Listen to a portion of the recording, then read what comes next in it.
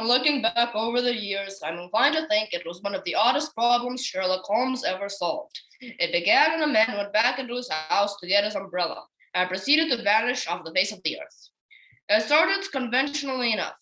Holmes and I had been to St. James Hall to hear a noted Italian violinist, and after the concert, we returned to Baker Street to find Inspector Lestrade waiting for us. As we came up the stairs and opened the door, there he was, pacing up and down our room. Mr. Holmes, I'm certainly glad to see you. Evening, Dr. Watson. Hello, Lestrade. Lestrade, my dear fellow, you seem very agitated. I shall presume, therefore, this is not entirely a social call.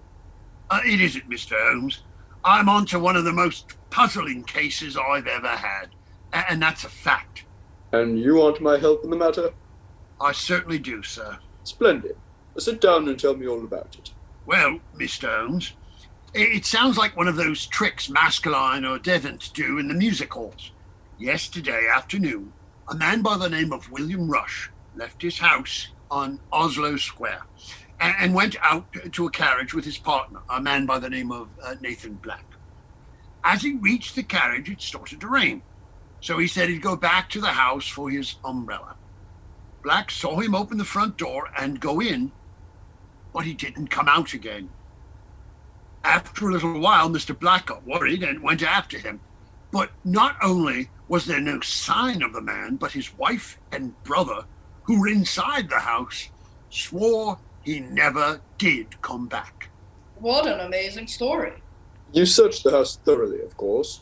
I searched and examined and questioned until I'm blue in the face, Mr. Holmes, and I can find no trace of him. Was anyone able to verify Mr. Black's story? Yes, Mr. Holmes. Mr. Black's coachman. He swore an oath that he saw Rush go back into the house. And the couple inside the house swore he didn't come back, Lestrade. That's right, sir. But people don't just vanish in thin air, you know. A very intriguing problem, Lestrade. If the couple outside swear the man went back, the couple inside swear that he didn't. If neither couple is lying, one might think that somewhere within the thickness of a front door, a man has vanished. That's what it looks like, Holmes. What are you going to do about it? Do, old chap. I'm going to do the obvious thing.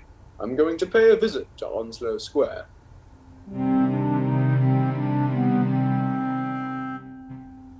Well, I hope you're satisfied, Mr. Holmes. You must have searched every inch of the house. I am, thank you.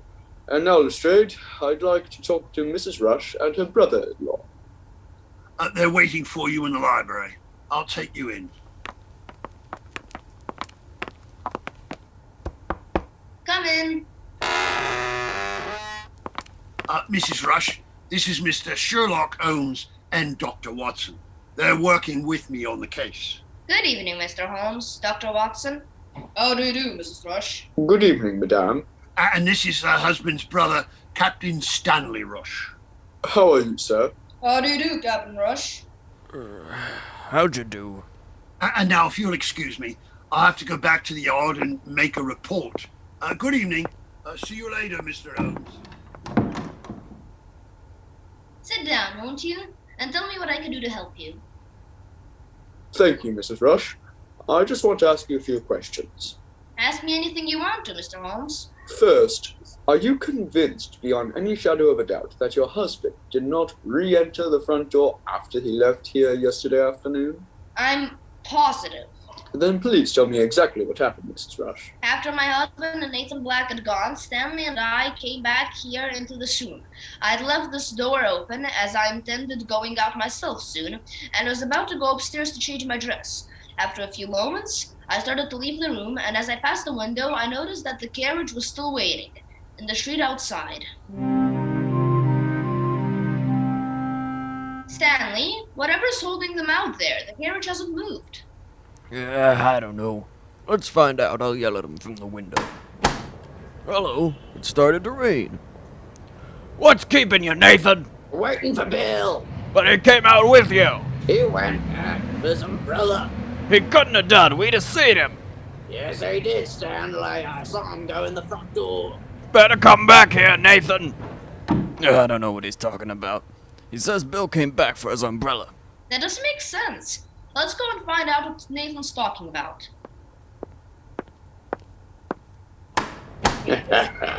Well, do you believe me? Where is he? I tell you, Bill didn't come back here. And I tell you, I saw him unlock the front door. That's ridiculous. Isabel and I were just inside the library here. We'd have seen him. Yes, you would, but the fact remains, I saw him enter and close the front door behind him, and so did the coachman. Something's happened to him. Now, Isabel, what could have happened between the carriage and here? I don't know, but something else. This is utterly ridiculous. A man can't just dissolve. We searched the house from top to bottom, Mr. Holmes, and we found no trace of William, so I got in touch with Scotland Yard. Before your husband and his partner, Mr. Black, left yesterday afternoon, had you been discussing anything of a significant nature, or was it just a social gathering? No, it was a conference about the business. And my brother also told us the terms of his will. What were those terms, may I ask, Captain Rush? He left everything to Isabel, and named me as executor. Was this a new will? Yes, it was. Signed? No, Bill wanted to discuss it with us first. What were the terms of the previous will? Isabel was to get 3/4 of the estate, and I was gonna get 1/4. So, that the new will, had your brother signed it, would have cut you, Captain Rush, out of any benefits? Are you suggesting that I tried to get rid of my own brother to prevent him signing the will? Captain Rush, you seem remarkably touchy. I'm only asking some obvious questions. I'm not suggesting anything. I'm sorry. This business conference, was it entirely an amicable one? Well, Might as well tell the truth, darling. yes indeed, madam. We can't possibly help you unless you tell us everything. My husband had quite a heated argument with Nathan Black. Nathan handles the financial side of the business, you see, and he got very angry when William said he was going to get a certified accountant and to go over the books and figures. Did your husband accuse Mr. Black of dishonesty? No, but he implied it. However, by the time they left, it had all blown over and they seemed on the best of terms. May I ask, madam, what is your personal opinion of Mr. Black? I dislike and distrust him. That's concise. And you, Captain Rush? I've always disliked him, but I haven't distrusted him until a few weeks ago. Was there something that caused you to change your opinion as to his honesty? Last month, Bill and I were going through some of my father's papers, and we came across an old diary that he'd been writing in just before his death. We found some entries concerning a copper mine in South America, and also some references to buying shares in a silk house in Paris. Now, Nathan was executor of my father's estate, and as we'd never heard of these interests until we read the diary, naturally we questioned it. After all, he'd been my father's partner for 16 years. And what did he say? That he knew nothing about it. Of course, we didn't believe him, and that started Bill looking into the current business affairs a little more closely. When did your father die, Captain Rush? 3 years ago, in a yachting accident. And that's another thing. The only other person on the boat was Nathan. He tells a story of how he tried to save father and nearly drowned himself in doing it. But I'd lay you 100 guineas to one he murdered him, and then capsized the boat to make it look like an accident. Did your brother believe that too? Yes, he did. And yet you both said that when your brother and Mr. Black left here yesterday, they were on the best of terms. Seems a little incongruous under the circumstances. Perhaps Bill didn't feel it as strongly as I did, but he definitely distrusted him. Where do you suppose we might find Mr. Nathan Black at this time of night? That's easy to answer. Nathan's a man of habit. He always dines at the Criterion restaurant when he's in London. It's only 8:30. I imagine you'll still find him there. Thank you, Captain Rush, and many thanks to you both for your help and cooperation. Come along, Watson. Mr. Holmes, do you think you're going to be able to find out what's happened to William? I hope so, Mrs. Rush. I hope so sincerely.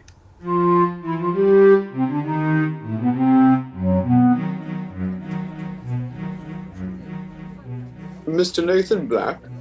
Yes, gentlemen. What can I do for you? My name is Sherlock Holmes, and this is my friend Dr. Watson. How do How do you you do? We're investigating the disappearance of your partner, Mr. Rush. Sit down, Mr. Holmes, won't you?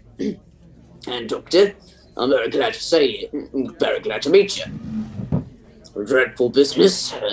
Have there been any new developments? I'm afraid not.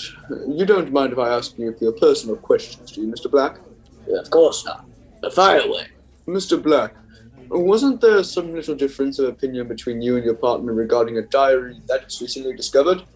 I see that Stanley Rush has been talking here. All I can tell you, gentlemen, is that if their father had any interest in copper in South America or silk in France, that it's the first I ever heard of it. Then may I ask, sir, how did you account for those entries in the diary? I could answer that question a little bit if I'd seen the supposed entry in the diary. Personally, I don't think it exists, except in Stanley's imagination. Mr. Black, despite this argument you indulged in with the missing man yesterday, I understand you left the house together on the best of terms. Oh yes, we've had disagreements before, but they always blew over. As this one did. I'm much too fond of William to stay angry with him for very long. You're convinced, aren't you, that your partner went back into the house for his umbrella yesterday afternoon? Of course I am, because I saw it with my own eyes. If you need any cooperation, you can ask my coachman. I should like to hear his version, purely as a matter of routine. He's waiting for me outside now. Why not question him at once? An excellent idea, and many thanks for your courtesy, Mr. Black. Here's my carriage, Mr. Holmes. Taylor, come down for a minute here, will ya? Right, yeah, Mr. Black. This gentleman would like to ask you a few questions. Go ahead, Mr. Holmes. Taylor, you were standing outside when Mr. Rush and your employer came out yesterday, weren't you? That's right, Governor. Will you give your own version of what happened, please? They come out by the carriage. I hop down and it opens the door for them. And as they start to step in, it begins to drizzle, rain. And Miss Rush says he's going back to get his umbrella. He climbs up the steps again, unlocks the front door and with it a latchkey, and goes in and closes the door behind him. And that's the last I've seen of him. After a few minutes, Captain Rush goes to the window and asks us why we're waiting. And that's when all "how do you do" starts. Thank you, Taylor. Satisfied, Mr. Holmes? Yes, but puzzled, Mr. Black. Very puzzled. In fact, I think I'd better return to Baker Street. I'm very much afraid that this is at least a three-pipe problem. Holmes, it's nearly 2 o'clock in the morning. You're smoking your 5th pipe, and yet you said it was only a 3-pipe problem. Obviously, therefore, old chap, I just underestimated the problem. I've been puzzling about the case, and I have a couple of theories. Good. Let's hear them. Well, I was reading a book the other day, I think it was by Henry James, in which a man had the ability to slip through time and come out in another century, maybe 200 or 300 years ago. Watson, dear fellow, you're most refreshing. You mean that you think that Mr. Rush stepped through the front door yesterday and into another century? It's rather a wild theory, I must admit, but it seems to me this whole case can only have a supernatural explanation. Let us leave the supernatural explanations until we have disposed of the natural ones. 4 witnesses have testified to the impossible. Therefore, 2 of them must be at least mistaken. The question is, which 2? My other theory was connected with hypnotism. Supposing Rush wanted to disappear for some reason and so be hypnotized the witnesses. Now you know as well as I do that hypnotism is a perfectly... Idiot! Not in school! Well, that's very rude, Holmes. I'm not pretending they're very sound theories. No, old chap, I'm the idiot. What do you mean? The umbrella! That's the clue. William Rush returned for his umbrella. If it's still there, he might have gone back for it. If it's not, then perhaps he had it all the time. Get your hat and coat, Watson. You mean we're going to the house at this time of night? Certainly. But you can't rout people out of bed at 2 in the morning. I don't propose to. I have skeleton keys, and anyway, I don't want to draw attention to our visit. Our enemy, whoever he may be, could think of the same thing at any moment. We must hope that we get there before him.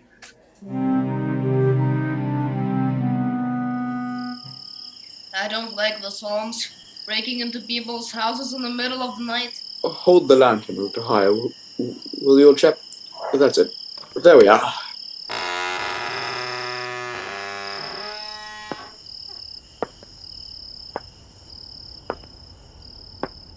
The umbrella stand. Now, what do we find? Several parasols. Obviously Mrs. Rush's. One very shabby umbrella, and what have we here? This looks more like it. By Jove, yes. A neatly rolled one with a gold band on it. Yes, but unfortunately for our purpose, it has the initials SR on the band. Obviously, it belonged to Captain Stanley Rush, and that completes the collection. Then William Rush's umbrella isn't here, and that means he had it with him all the time, and that he didn't come back. That would appear to be what happened, my dear Watson. On the other hand, someone might have assumed we would reason along those lines, and in consequence have hidden or destroyed the umbrella. That's true. I wonder where they might have hidden it. I'd suggest the cellar as being a likely place. Also, it has the advantage of having a most convenient furnace down there. But come on, through the kitchen.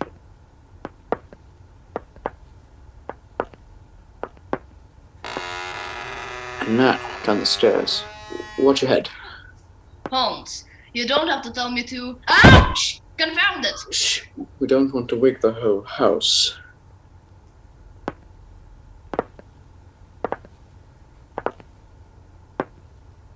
Well, here we are. Hello! That furnace is burning very brightly. Yes, surely no one's been stoking it at this hour of the morning. Let's see what's burning.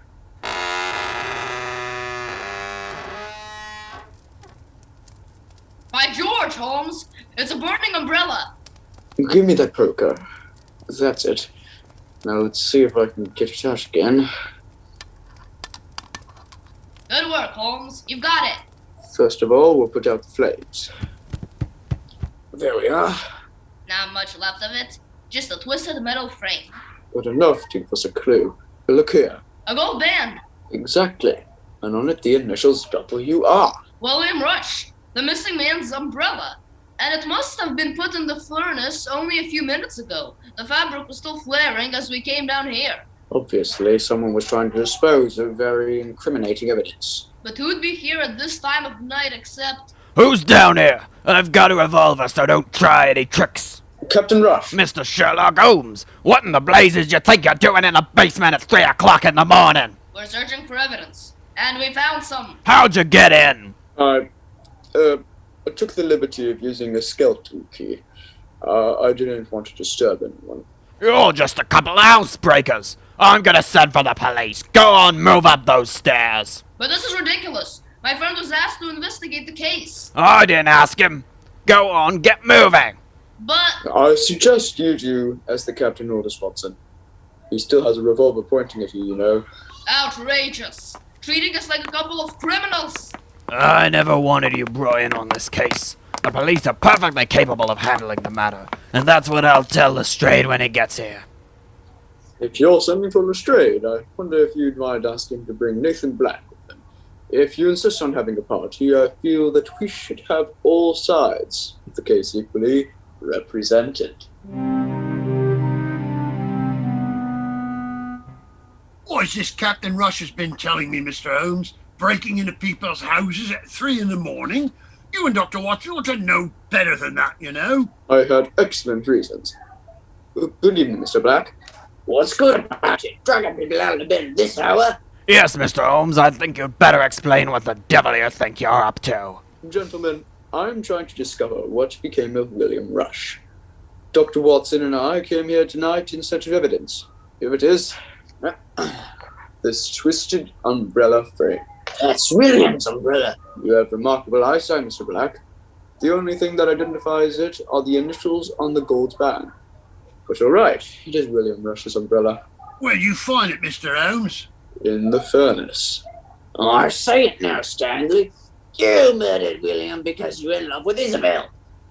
You disposed of his body, and tonight you are trying to dispose of the rest of the evidence, you scoundrel. I murdered Bill? Why, Nathan, you low down! Do you deny it, or you're in love with Isabel? Keep her out of this!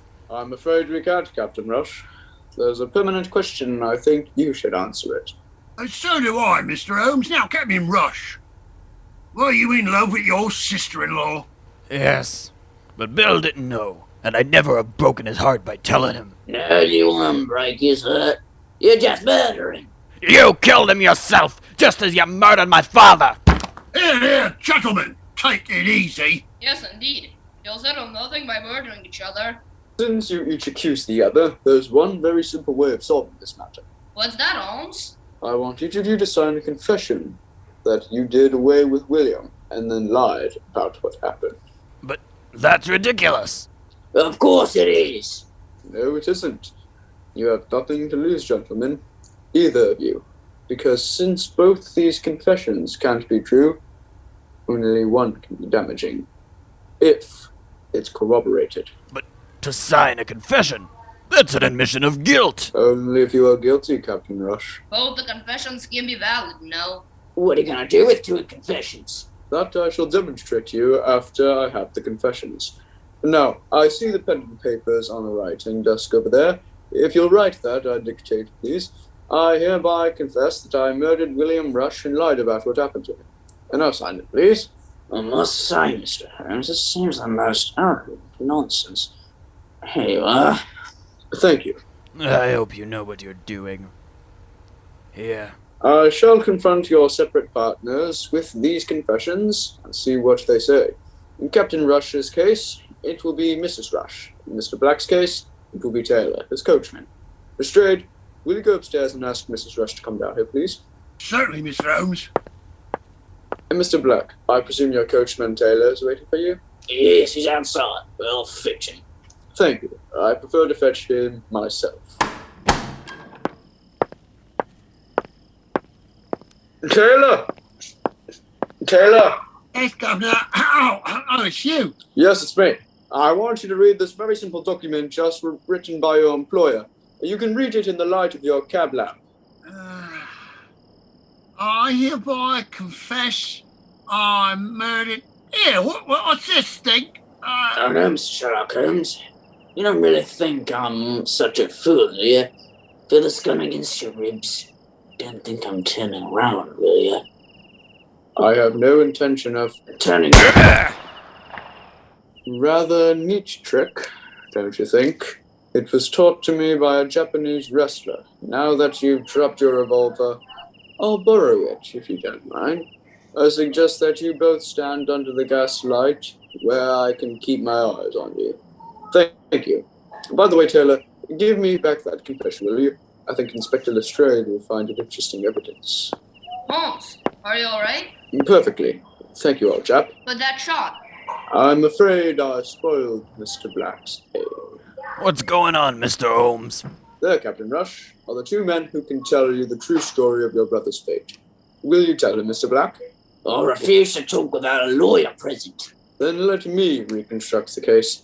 Obviously, William never went back to the house. Nathan Black and Taylor silenced him as he got into the carriage and, after a suitable pause, went in and proceeded the false story that he returned with his umbrella. And why did we discover the burning umbrella in the furnace earlier on? Undoubtedly, Mr. Black and his servant Taylor brought it back in the hopes the burning remnants would incriminate Captain Rush. In fact, if we hadn't interrupted them earlier, I'm pretty well certain Mr. Black planned to be round in the morning, suggesting that we search the furnace. I don't care about all that. What I want to know is what's happened to Bill. Tell him, Taylor. Keep your mouth shut. No, I won't. You think because you pay me 10 quid, you can shove the blame off on me? Well, you can't, see? Here's what happened, gents. The bloke gets in the carriage, and Mr. Black slips him pay with chloroform on his face, and he goes to sleep. And then we hide him under the rugs. Later on, we drives him out to Putney. On the way, I hears a shot in the carriage, and when he gets to the quiet spot just below the bridge, we stops and we throw the poor bloke in the river. Why, Nathan, you! I can't say I blame you, Captain Rush, but I suggest you leave this pair to us while you go back and break the news to Mrs. Rush. Very well, Mr. Holmes. I'll do that. Mr. Holmes, what's going on?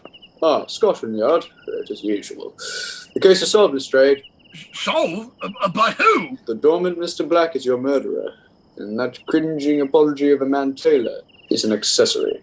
But why? Come now, Lestrade. I can provide you with both the criminals and the motive at this time of the morning. Here is the confession. I suggest that you have Taylor drive you and your evidence over to Scotland Yard. Good idea, Holmes. Here, Lestrade, I'll give you a hand with getting Mr. Black into the carriage. There we are. Thank you, Doctor. And thank you, Mr. Holmes. Once again, you helped me out of a very tight place. Not at all, dear fellow. I'm glad to have been of service. I'll be round at the yard in the morning. Good night, gentlemen. Good night. All right, Taylor. Off you go, and no funny tricks. I've got a revolver, remember. Lestrade, Yes, Mr. Holmes? sure you don't want to take us with you? What do you mean, sir? After all, technically we're criminals. We're guilty of housebreaking, you know. Right you are, Mr. Holmes. Just this once. I think we can overlook that.